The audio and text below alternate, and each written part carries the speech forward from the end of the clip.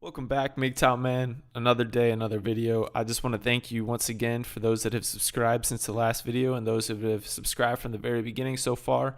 Trying to get this channel up and going and just add to the MGTOW community out there, which continues to grow.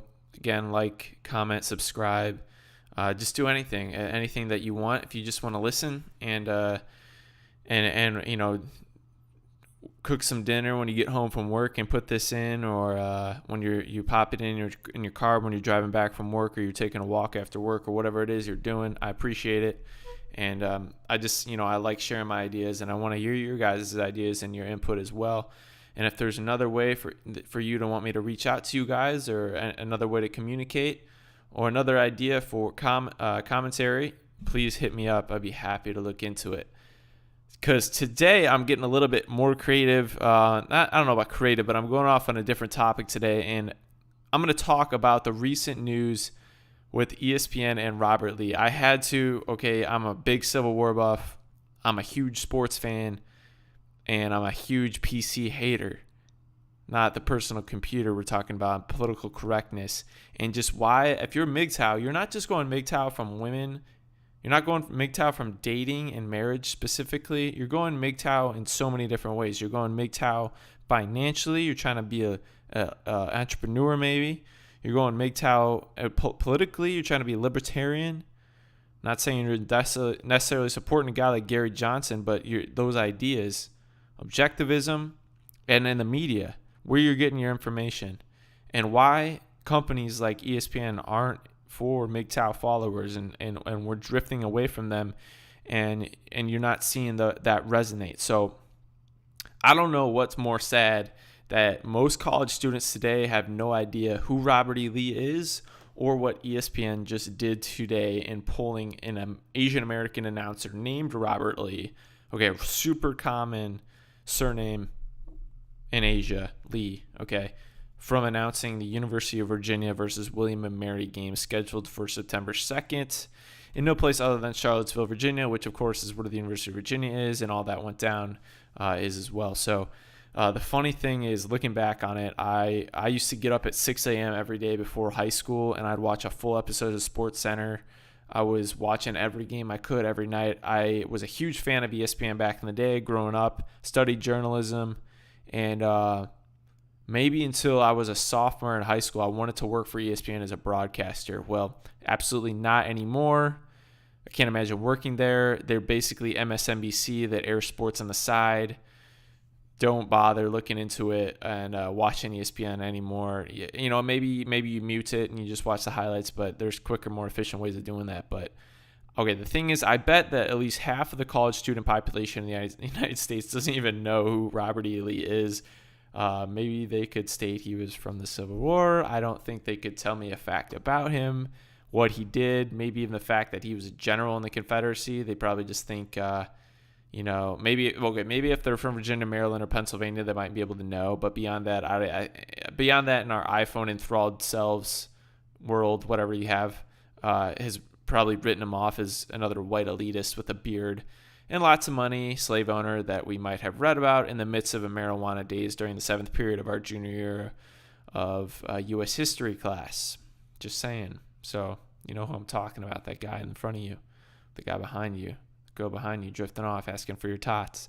So, ESPN's full statement in this PC Audible that they pulled, the likes of Peyton Manning would be proud of, said that, I'm going to read it. We collectively made the decision with Robert to switch games collectively. Keyword. Nice PR switch there. To switch games as the tragic events in Charlottesville were unfolding simply because of the coincidence of his name. In that moment, it felt right to all parties. I'm sure stockholders and whatnot, shareholders, considering they are owned by ABC and Disney, which is a PC farce company as well, a couple of them. It's a shame that this is even a topic of conversation, and we regret that who calls play-by-play for a football game has become an issue. Furthermore, a Fox News article that I'm reading off of stated that ESPN changes assignments all the time. Maybe they do. Maybe ESPN does. I'm sure that they do. But the dude is Asian, okay? His middle name probably doesn't start with an E. and he made the decision ultimately not have him work. Most people probably have no idea this is going on, and nobody will watch him. Besides, maybe people outside of a 5-hour radius from Charlottesville or inside of a 5-hour radius from Charlottesville have absolutely nothing better to do on Saturday, September 2nd. Okay, Deadspin might not be the most reputable source, but I get a subscription email from them, and today they noted that they were concerned of the social media backlash behind having this guy announce the game. And if you're ESPN and you're worried about this, you've been ridiculed and derided for the last couple of years. That sounds like a really poor cop-out. And any revenge that any revenge or derision or whatever the heck you want to say, revenge isn't really the correct word, that an average Joe could screenshot his laptop as he's watching this game or take a grainy picture of his TV and post it on Twitter, catch the name Robert Lee on the screen and say, oh, it's in Charlottesville, and try to be clever.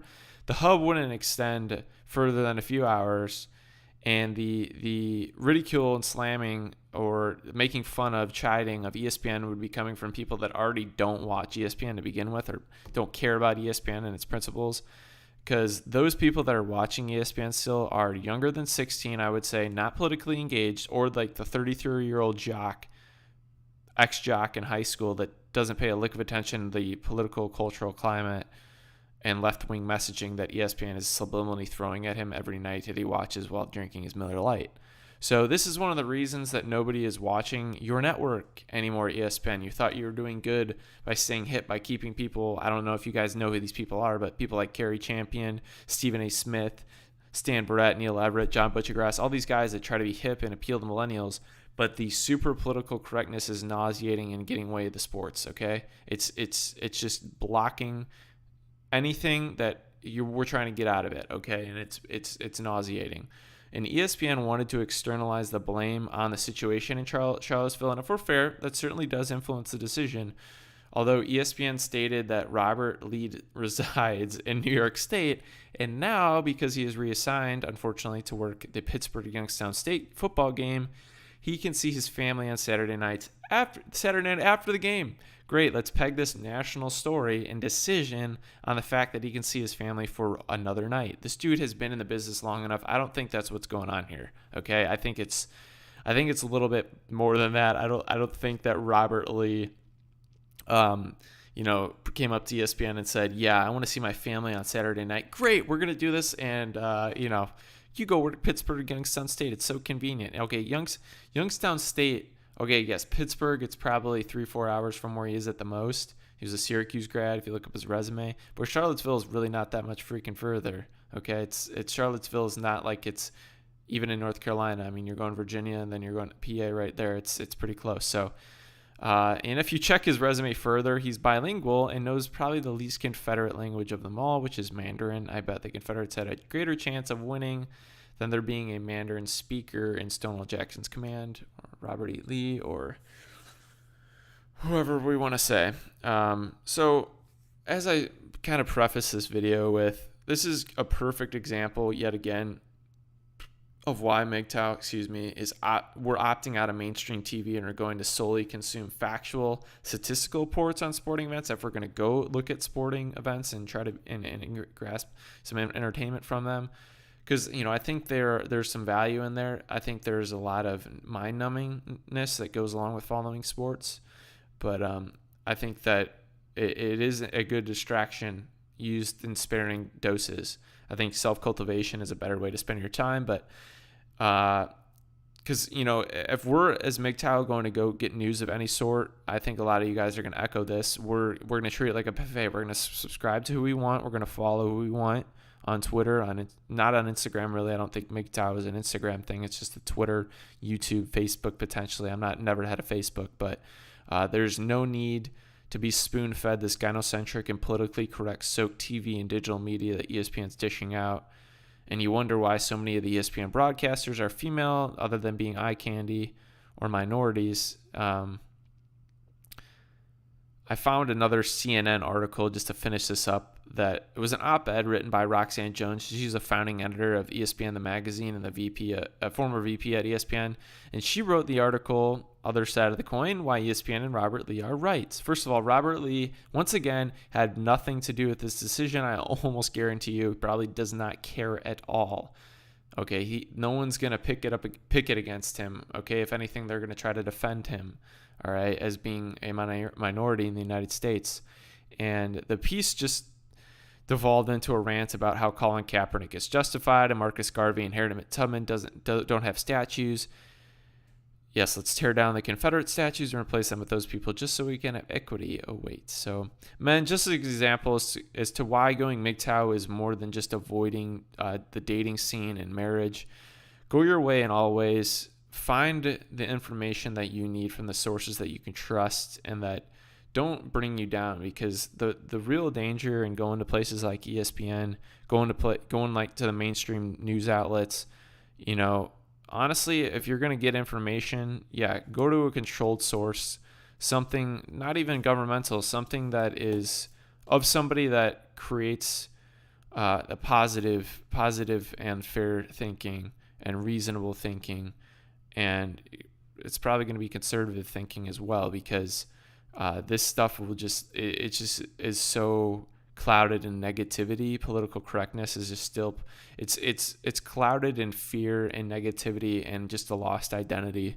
So, don't drift there. I know you guys probably aren't, but it's just another reminder. And I had to get this off my chest because I couldn't not talk about this topic. It's ridiculous. It's asinine. It's childish. It's immature. And it just shows how little our thinking is now and how sensitive, beyond sensitive that we are. So MGTOW men, stay safe, get the information from the sources that you want, and keep going your own way. Thanks for watching. Thanks for listening.